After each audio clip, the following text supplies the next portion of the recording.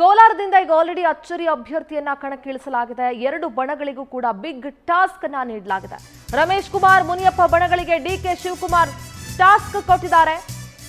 ಈ ಎರಡೂ ಬಣ ಜಗಳದಲ್ಲಿ ಗೌತಮ್ಗೆ ಟಿಕೆಟ್ ಆಲ್ರೆಡಿ ಸಿಕ್ಕಿದೆ. ಟಿಕೆಟ್ ಕಗ್ಗಂಟು ಬಗೆಹರಿದ್ರು ಕೋಲಾರದಲ್ಲಿ ಕೋಲಾಹಲ ಮಾತ್ರ ಬಗೆಹರಿತಾ ಇಲ್ಲ. ಅಭ್ಯರ್ಥಿ ಕೆವಿ ಗೌತಮ್ಗೆ ಮುನಿಯಪ್ಪ ಟೀಮ್ನ ಒಳೇಟಿನ ಆತಂಕ ಇದೆ. ಈಗ ಆಲ್ರೆಡಿ ಡಿಕೆ ಶಿವಕುಮಾರ್ ಬಹಳ ಖಡಕ್ ಆಗಿ ವಾರ್ನಿಂಗ್ ಕೊಟ್ಟಿದ್ದಾರೆ. ಶಿಸ್ತು ಉಲ್ಲಂಘಿಸಿದ್ರೆ ಕ್ರಮ ಅಂತ ಹೇಳಿದ್ದಾರೆ. ಲಕ್ಷ್ಮಣ ರೇಖೆಯನ್ನ ಯಾರು ಕೂಡ ದಾಟೋಕ್ಕಾಗಲ್ಲ, ದಾಟಬಾರದು ಅಂತ ಎರಡೂ ಬಣಕ್ಕೂ ಕೂಡ ಎಚ್ಚರಿಕೆ ಕೊಟ್ಟಿದ್ದಾರೆ. ಏನಾದ್ರೂ ಹಿನ್ನಡೆಯಾದ್ರೆ ಮುನಿಯಪ್ಪ ಮತ್ತು ಎಂಸಿ ಸುಧಾಕರ್ಗೆ ಕಂಟಕ ತಪ್ಪಿದ್ದಲ್ಲ, ತಲೆದಂಡ ಆಗುತ್ತೆ. ಇಬ್ಬರು ಸಚಿವರ ಸ್ಥಾನಕ್ಕೆ ಆಪತ್ತು ಬರೋದಂತೂ ಗ್ಯಾರಂಟಿ. ಏನಾದ್ರೂ ಕೋಲಾರದಲ್ಲಿ ಯಾವ್ದಾದ್ರು ಬಣ ಜಗಳದಿಂದ ಗೌತಮ್ ಸೋಲುವಂತ ಸಂದರ್ಭ ಬಂದ್ರೆ ಸುಧಾಕರ್ ಇರ್ಬೋದು, ಮುನಿಯಪ್ಪ ಇರ್ಬೋದು, ಈ ಇಬ್ಬರು ಸಚಿವರಿಗೆ ಕಂಟಕ ಅಂತೂ ತಪ್ಪಿದ್ದಲ್ಲ.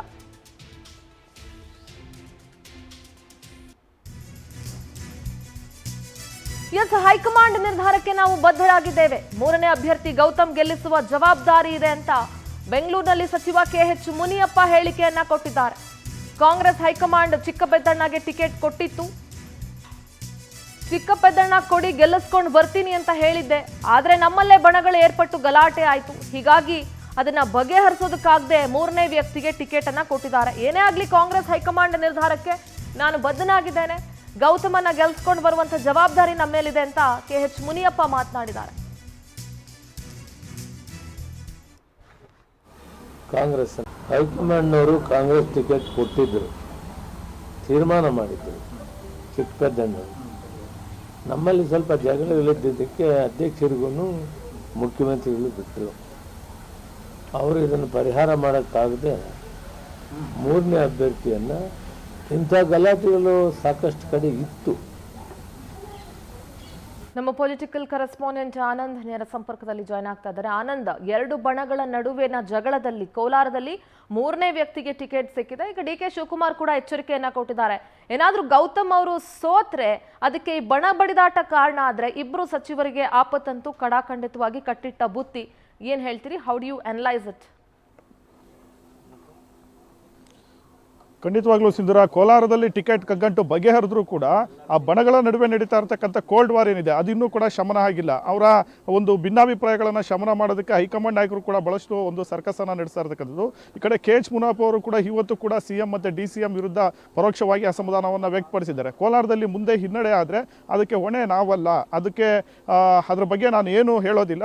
ಯಾರು ಟಿಕೆಟನ್ನು ಕೊಟ್ಟರು ಅದನ್ನು ಹೋಗಿ ನೀವು ಅವರನ್ನೇ ಕೇಳಬೇಕು ಅನ್ನೋ ಒಂದು ಮಾತನ್ನು ಹೇಳಿದ್ದಾರೆ. ಆ ಮೂಲಕ ಕೋಲಾರದಲ್ಲಿ ಏನಾದರೂ ಹಿನ್ನಡೆ ಆದರೆ ತಮಗೂ ಅದಕ್ಕೂ ಸಂಬಂಧ ಇಲ್ಲ ಅನ್ನೋ ಒಂದು ಮಾತನ್ನು ಅವರು ಸ್ಪಷ್ಟವಾಗಿ ಇಲ್ಲಿ ಹೇಳಿರ್ತಕ್ಕಂಥದ್ದು. ಜೊತೆಗೆ ನನ್ನ ಹಳಿಯನಿಗೆ ಟಿಕೆಟ್ ಕೊಡಿ ಅಂತ ನಾನು ಹೇಳಿದ್ದೆ. ಹೈಕಮಾಂಡ್ ನಾಯಕರು ಕೂಡ ತೀರ್ಮಾನ ಮಾಡಿದರು. ಆದರೆ ಇವರ ಒಂದು ವಿರೋಧದಿಂದ ಟಿಕೆಟನ್ನು ತಪ್ಪಿಸಿದ್ದಾರೆ ಅನ್ನೋ ಒಂದು ಮಾತನ್ನು ಕೂಡ ಇಲ್ಲಿ ಹೇಳಿರ್ತಕ್ಕಂಥದ್ದು. ಈಗಷ್ಟೇ ಕೆಎಚ್ ಮುನಿಯಪ್ಪ ಅವರನ್ನು ಭೇಟಿ ಮಾಡೋದಕ್ಕೆ ಕೋಲಾರ ಅಭ್ಯರ್ಥಿ ಕೆವಿ ಗೌತಮ್ ಅವರು ಕೂಡ ಬಂದಿದ್ದಾರೆ. ನಾನು ಅವ್ರನ್ನೂ ಕೂಡ ಮಾತಾಡ್ತೀನಿ. ಸರ್, ಕೋಲಾರದಲ್ಲಿ ಪ್ರಮುಖವಾಗಿ ಭಿನ್ನಾಭಿಪ್ರಾಯ ಎಲ್ಲ ಶಮನ ಆಗಿದೆಯಾ ಸರ್? ಹೌದು, ಶಮನ ಆಗಿದೆ. ಈಗ ತಾನೇ ಎಲ್ಲ ಶಾಸಕರದ್ದು ಸಭೆ ಇತ್ತು, ಅಟೆಂಡ್ ಮಾಡಿ ಬಂದೆ. ಸಾಹೇಬರು ಬರೋಕ್ಕಾಗಲಿಲ್ಲ, ಅವರೇನೋ ಪ್ರೆಸ್ ಮೀಟ್ ಪ್ರೀ ಡಿಸೈಡೆಡ್ ಆಗಿತ್ತಂತೆ, ಅದಕ್ಕೆ ಬರೋಕ್ಕಾಗಲ್ಲ ಅಂತ ಹೇಳಿದ್ರು. ಸೊ ಅದು ಏನು ಮೀಟಿಂಗ್ ಐತೆ ಅದ್ರ ಅಪ್ಡೇಟ್ಸು ನಾನು ತಿಳಿಸೋದಕ್ಕೆ ಬಂದೆ. ಅವ್ರ ಆಶೀರ್ವಾದ ತೊಗೊಂಡು ಹೋಗ್ತಾ ಇದ್ದೀನಿ. ತಮಗೆ ಈಗ ಒಳೇಟಿನ ಭೀತಿ ಶುರು ಆಗ್ಬಿಟ್ಟಿದೆ. ಒಂದು ಕಡೆ ಕೆಎಚ್ ಮುನಿಯಪ್ಪ ಅವರು ಅಳಿಯನಿಗೆ ಟಿಕೆಟ್ ಸಿಕ್ಕಿಲ್ಲ ಅಂತ ಅವರು ಕೂಡ ಅಸಮಾಧಾನವನ್ನು ವ್ಯಕ್ತಪಡಿಸ್ತಾ ಇದ್ರು. ಈಗ ಎರಡೂ ಬಣಗಳ ಒಂದು ಸಪೋರ್ಟ್ ನಿಮಗೆ ಸಿಗುತ್ತಾ? 100% ಸಿಗುತ್ತೆ. ಈಗ ಎಲ್ಲ ಕ್ಷೇತ್ರಗಳಲ್ಲಿ ಎಲ್ಲ ಎಲೆಕ್ಷನ್ಗಳಲ್ಲಿ ಆದಂಗೆ ಟಿಕೆಟ್ ಸಿಗೋ ತನಕ ಪ್ರಯತ್ನಗಳು ಮಾಡೇ ಮಾಡ್ತಾರೆ. ಒಂದೆರಡು ದಿನ ಅಸಮಾಧಾನ ಆಗಿರ್ತದೆ, ಯಾವುದೇ ವಿಚಾರದಲ್ಲಾಗಲಿ ಯಾರಿಗೇ ಆಗಲಿ ಅಸಮಾಧಾನ ಆಗುತ್ತೆ. ಅದೆಲ್ಲ 2 ದಿನ ಅದಾದಮೇಲೆ ಅಸಮಾಧಾನ ಶಮನಗೊಂಡು ಇವರೆಲ್ಲ ಪಕ್ಷದ ನಿಷ್ಠಾವಂತ ಕಾರ್ಯಕರ್ತರು, ಯಾವುದೇ ಕಾರಣಕ್ಕೂ ಪಕ್ಷದ ವಿರುದ್ಧವಾಗಿ ಹೋಗೋರು ಅಂತ ಅಲ್ಲ. ಯಾಕಂದರೆ ಕೆಎಚ್ ಮುನಿಯಪ್ಪನವರು ಇವತ್ತಿನ ಲೀಡ್ರ್ ಅಲ್ಲ, ಭಾಳ ಹಳೆ ಲೀಡ್ರು. ಕೋಲಾರಕ್ಕಂತೂ ಥರ ದೇವರಿದ್ದಂಗೆ ಅಂಥ ಲೀಡರ್ ಅವರು. ಸೊ ಅವರು ಯಾವುದೇ ಕಾರಣಕ್ಕೂ ಪಕ್ಷಕ್ಕೂ ದ್ರೋಹ ಮಾಡಲ್ಲ. ಯಾರೇ ಅಭ್ಯರ್ಥಿ ಆಗಲಿ ಸಪೋರ್ಟ್ ಮಾಡ್ತೀನಿ ಅಂತಾರೆ. ನನಗೂ ಏನು ಕೆಎಚ್ ಮುನಿಯಪ್ಪನವ್ರ ತಂದೆ ಸಮಾನ, ಯಾವಾಗಲೂ ಬಂದು ಪ್ರೀತಿಯಿಂದನೇ ಮಾತಾಡ್ತಾರೆ. ನನ್ನ ಮೇಲಂತೂ ಅಸಮಾಧಾನ ಇಲ್ಲ ಅಂತ ನಿನ್ನೆನೇ ಹೇಳಿದ್ದಾರೆ. ನೀವು ಅಂದ್ಕೊಂಡಿದ್ರ ಸರ್ ಇವರ ಒಂದು ಜಗಳದಲ್ಲಿ ನಿಮಗೆ ಟಿಕೆಟ್ ಸಿಗುತ್ತೆ ಅಂತ ನೀವು ನಿರೀಕ್ಷೆ ಮಾಡಿದ್ರೆ? ಇಲ್ಲ, ನನಗೆ ಐಡಿಯಾ ಇರಲಿಲ್ಲ ಟಿಕೆಟ್ ಸಿಗ್ತಾ ಅಂತ, ಐಡಿಯಾ ಇರಲಿಲ್ಲ. ನಾನು ಇವರು ಇಬ್ಬರು ಈ ವೈಮನಸ್ಯದಿಂದ ನನಗೊಂದು ಬಾಗಿಲು ತೆರೆದಂತಾಯ್ತು ಅಷ್ಟೇ. ನಾವು NSU ಯೂತ್ ಕಾಂಗ್ರೆಸ್ ಅಂತ ದುಡ್ಕೊಂಡು ಬಂದಿದ್ವಿ. ಈ ಸಂದರ್ಭನ ಉಪಯೋಗಿಸ್ಕೊಂಡು ಹೆಂಗೂ ಎರಡು ಬಣಗಳು ಕಾಂಪ್ರಮೈಸ್ ಆಗ್ತಾ ಇಲ್ಲ. ಸೊ ಹಂಗಾಗಿ ಒಬ್ಬ ನ್ಯೂಟ್ರಲ್ ಕ್ಯಾಂಡಿಡೇಟ್ನ ಕೊಟ್ಟರೆ ಸರಿ ಹೋಗುತ್ತೆ ಅಂತ ಯೋಚನೆ ಮಾಡಿ ಆ ನ್ಯೂಟ್ರಲ್ ಕ್ಯಾಂಡಿಡೇಟ್ ನಾನೇ ಆಗಿರೋದು. ನನ್ನ ಸೇವೆ ನೋಡಿ ಗುರುತಿಸಿ ನನಗೆ KPCC ಅಧ್ಯಕ್ಷರು ಮತ್ತು ಮುಖ್ಯಮಂತ್ರಿಗಳು ಅವಕಾಶ ಕೊಟ್ಟರು. ಅದನ್ನು ನಾನು ಸದುಪಯೋಗ ಪಡಿಸ್ಕೊಳ್ತೀನಿ.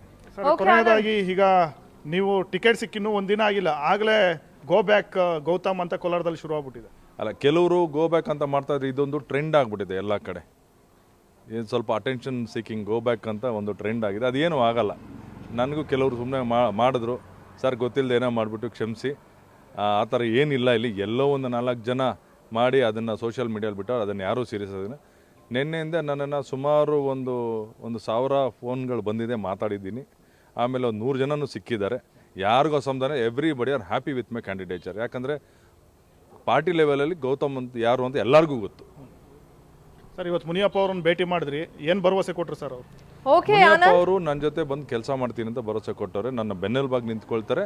ನೋಡಪ್ಪ, ಯಾರು ನಾನು ನನ್ನ ಕರ್ತವ್ಯ ಕಾಂಗ್ರೆಸ್ ಅವನು, ನಾನು ಕೆಲಸ ಮಾಡೇ ಮಾಡ್ತೀನಿ. ಧನ್ಯವಾದ ಅನಂತ್ ತಮ್ಮೆಲ್ಲ ಮಾಹಿತಿಗಾಗಿ.